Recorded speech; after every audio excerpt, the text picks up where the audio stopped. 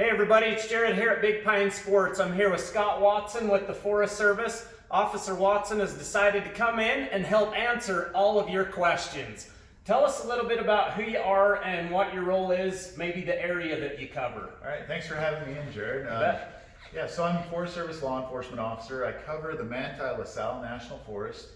I deal with things mostly on the forest. I'm also deputized in Sanpete County, so I help the sheriff's office out with different things that are going on, especially on the mountain. That's my focus, is the trees, being up there in the watersheds and all that. Sure. Right now I cover the Manti-LaSalle National Forest, so from Spanish Fork Canyon down to Blanding.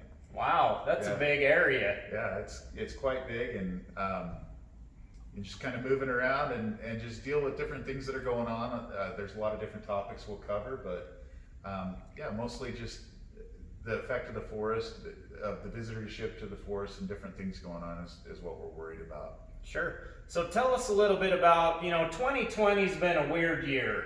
I mean, COVID-19 hit, and tell us a little bit about how the Forest Service was impacted on that, or were they really? Because Forest Service is open. Yeah, so the Forest Service here, especially locally here in Utah in Region 4, which is the Intermountain region, for the most part, it happened early spring, which we didn't have very many campgrounds open anyway.